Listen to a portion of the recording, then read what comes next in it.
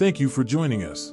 Napoleon Bonaparte, originally born Napoleon de Bonaparte on August 15, 1769, later assumed the title Napoleon I, becoming one of the most influential figures in European history. As a French military officer and statesman, Napoleon rose to prominence during the French Revolution, leading France through an era of intense conflict and military conquest that would shape the continent for decades. The period from 1796 to 1815, marked by the French Revolutionary and Napoleonic Wars, is often referred to as the Great French War. These wars pitted revolutionary France against a coalition of European monarchies, fundamentally altering the political landscape of Europe. Napoleon's ascent to power began in 1799 when he became first consul of the French Republic, a position that granted him unprecedented control over the government. This period marked the consulate, the highest level of government in France before Napoleon declared himself emperor in 1804. His rule as emperor of the French extended from 1804 until 1814, with a brief return in 1815 during the tumultuous period known as the 100 Days.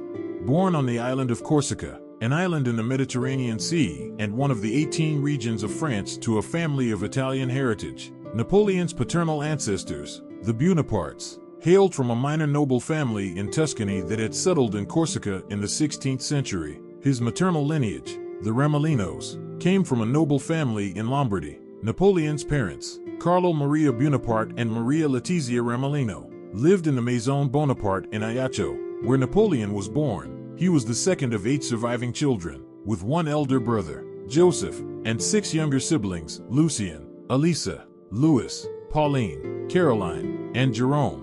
5 other siblings either died at birth or in infancy. Baptized as a Catholic, Napoleon's name in his youth was variously spelled as Napoleon de Bonaparte, Napoleon, Nabulio, Napoleon, and Napoleon, reflecting the linguistic diversity of his Corsican upbringing. Napoleon was born a year after Corsica was ceded to France by the Republic of Genoa. His father, Carlo, fought alongside the Corsican nationalist leader Pasquale Paoli during the island's struggle for independence against France. Following the Corsican defeat at the Battle of Ponte Novo in 1769 and Paoli's subsequent exile to Britain, Carlo aligned himself with the French governor of Corsica, Charles-Louis de Marbeuf. This connection proved beneficial, as Marbeuf became Carlo's patron and even served as Napoleon's godfather. With Marbeuf's support, Carlo was appointed as Corsica's representative at the court of Louis XVI, which in turn secured a royal scholarship for young Napoleon to attend a military academy in France. Napoleon's childhood was significantly influenced by his mother, Maria Letizia, whose strict discipline helped shape his character. Reflecting on this in later years, Napoleon remarked, "The future destiny of the child is always the work of the mother." His family's noble status, though modest, provided him with educational opportunities that were uncommon for Corsicans of the time. At the age of 9, in January 1779, Napoleon left Corsica for mainland France, enrolling at a religious school in Autun to learn French. Although he eventually mastered the language, he always spoke it with a distinct Corsican accent and struggled with spelling. In May of that same year, he transferred to the military academy at Brienne-le-Château. There, he faced ridicule from his peers due to his accent, birthplace, short stature, and unusual mannerisms. These experiences fostered a sense of isolation in Napoleon, who turned to books, particularly in mathematics, history, and geography. An examiner at the academy noted Napoleon's talent, particularly in mathematics, predicting that he would make an excellent sailor. One anecdote from his time at Brienne suggests that Napoleon's leadership abilities were evident even in his youth. It is said that he led a group of younger students to victory in a snowball fight against the older students. Though this story only gained prominence after Napoleon's rise to fame, during his later years at Brienne, Napoleon became a vocal supporter of Corsican nationalism and an admirer of Paoli.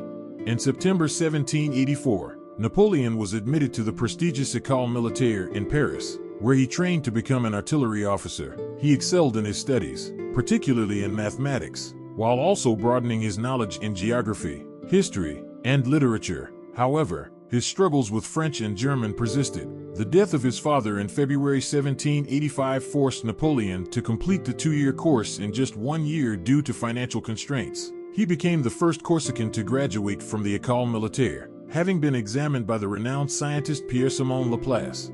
After moving to mainland France, Napoleon was commissioned as an officer in the French Royal Army in 1785. His support for the French Revolution in 1789 saw him rapidly rise through the ranks, especially after his success at the Siege of Toulon in 1793 and the defeat of Royalist forces in Paris on 13 Vendémiaire in 1795. By 1796, Napoleon was leading a military campaign against Austrian and Italian forces, achieving remarkable victories that made him a national hero. His invasion of Egypt and Syria in 1798 further demonstrated his military genius and set the stage for his eventual rise to political power.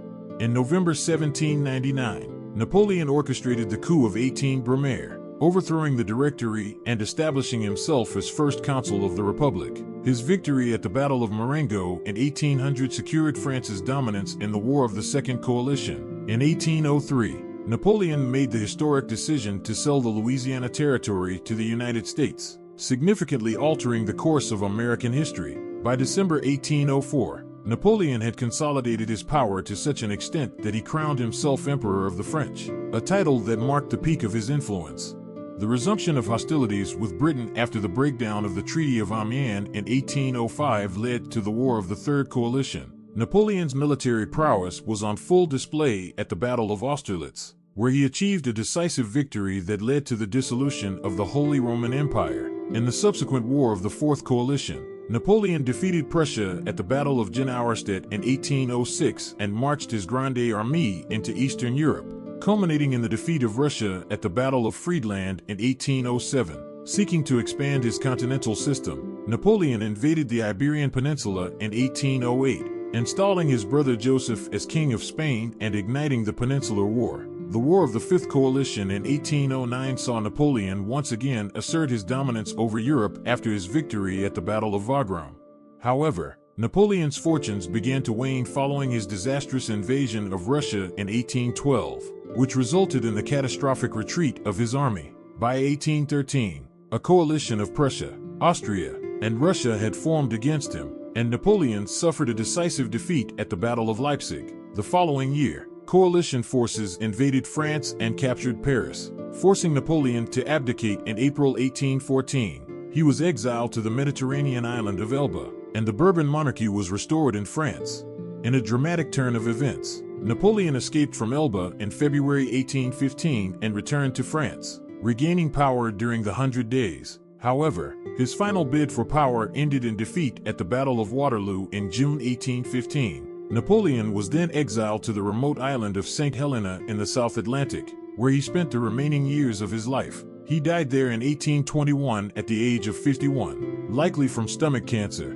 Napoleon's legacy is a complex one. He is widely regarded as one of history's greatest military commanders, and his strategies and tactics are still studied in military academies around the world. Beyond the battlefield, Napoleon's impact on Europe was profound. He implemented sweeping legal and administrative reforms, most notably the Napoleonic Code, which laid the foundation for modern legal systems in many countries. He established a centralized system of public education, abolished feudal privileges, emancipated Jews and other religious minorities, and promoted the principle of equality before the law. His actions helped to accelerate the development of nation-states and political change across Europe. However, Napoleon's legacy is also marked by controversy. His wars devastated Europe, leading to immense loss of life and widespread destruction. He plundered conquered territories, repressed dissent, and curtailed civil liberties. Napoleon reintroduced slavery in France's colonies, excluding Haiti, restricted the civil rights of women and children, and restored a hereditary monarchy and nobility. He also imposed harsh censorship, abolished free press, and ruthlessly crushed popular uprisings against his rule.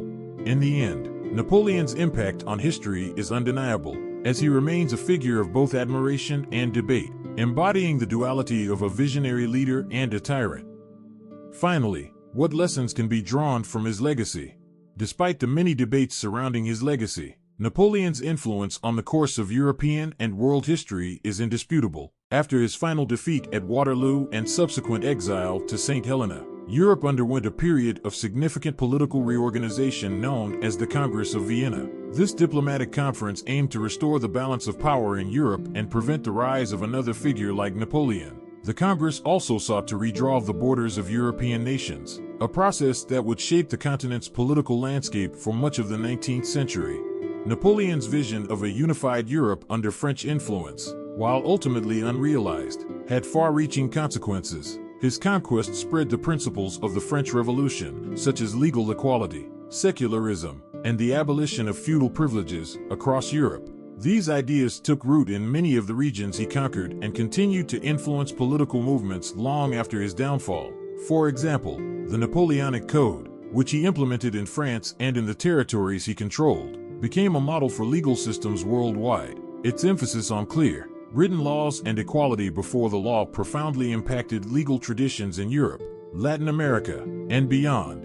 Moreover, Napoleon's military campaigns had a profound effect on the development of nationalism in Europe. In countries like Germany, Italy, and Spain, the resistance to French occupation helped to foster a sense of national identity that would later contribute to the unification of these nations. Ironically, while Napoleon sought to impose French hegemony, his actions inadvertently spurred the growth of national consciousness among the peoples he conquered. In addition to his political and military legacies, Napoleon was also a patron of the arts and sciences. He understood the power of culture and education in shaping society and sought to use these tools to consolidate his rule. He commissioned numerous public works, including monuments, bridges, and roads, many of which still stand today as testaments to his reign. The Arc de Triomphe in Paris, for instance, was commissioned by Napoleon in 1806 to commemorate the victories of the French army. The monument remains one of the most iconic symbols of France and a reminder of Napoleon's enduring impact on the country's identity. In the realm of science and exploration, Napoleon's expedition to Egypt in 1798 was as much about expanding knowledge as it was about military conquest. The expedition included not only soldiers but also scholars, scientists, and artists, who conducted extensive research on the history, culture, and natural environment of Egypt. This mission led to significant discoveries, most notably the Rosetta Stone, which eventually enabled scholars to decipher Egyptian hieroglyphs and greatly advanced the study of ancient Egyptian civilization. Napoleon's reign also saw the standardization of various aspects of French society, including the adoption of the metric system, which he supported for its logical consistency and universal applicability. The metric system, now used worldwide, is another example of how Napoleon's policies have had a lasting global influence. However, Napoleon's pursuit of power came at a tremendous cost. His wars of conquest resulted in millions of deaths, widespread suffering, and economic devastation across Europe. The sheer scale of the conflicts he instigated earned him both admiration and enmity. To some, he was a liberator who spread revolutionary ideals. To others, he was a tyrant whose ambition led to untold misery. This duality is central to the complex legacy he left behind. In his final years on St. Helena, Napoleon reflected on his life and reign. His exile was marked by a combination of introspection, bitterness, and attempts to shape his posthumous image. He dictated his memoirs to his loyal followers, framing his narrative as one of a misunderstood genius and a martyr for the French cause. These writings contributed to the creation of the Napoleonic legend, a romanticized view of his life and accomplishments that influenced how he was remembered in France and beyond. After his death in 1821, Napoleon's remains were interred on St. Helena. However, in 1840, at the request of the French government, his body was returned to France and reburied with great ceremony at Les Invalides in Paris. This event, known as the Retour des Cendres, Return of the Ashes, was orchestrated by King Louis Philippe in an effort to reconcile the divided French society by honoring Napoleon's legacy. Today, his tomb at Les Invalides is a major tourist attraction and a site of national pride, symbolizing both the glory and the controversy of his reign.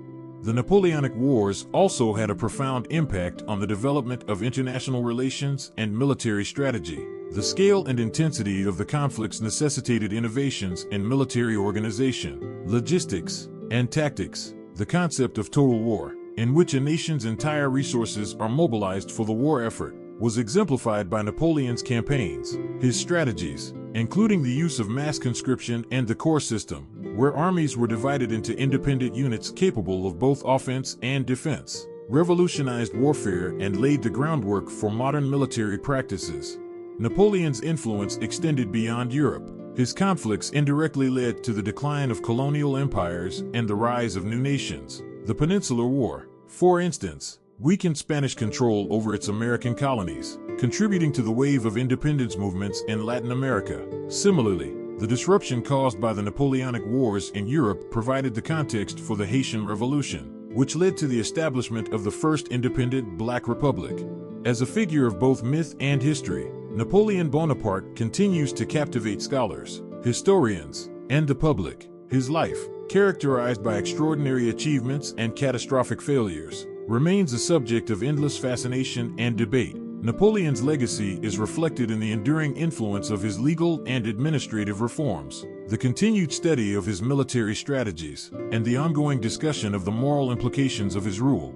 In the final analysis, Napoleon Bonaparte stands as one of history's most enigmatic figures, a man whose ambition and vision transformed the world. For better and for worse, his impact on history is immense, and his legacy, marked by both brilliance and controversy, endures in the institutions, laws, and national identities that he helped to shape. Napoleon's life and legacy serve as a powerful reminder of the complexities of power, the consequences of ambition, and the indelible mark that one individual can leave on the world. We invite you to support our journey by subscribing to our channel at Socratic_Stoicism. Thank you for watching. Don't forget to like, share, and subscribe for more inspiring content. See you in the next video.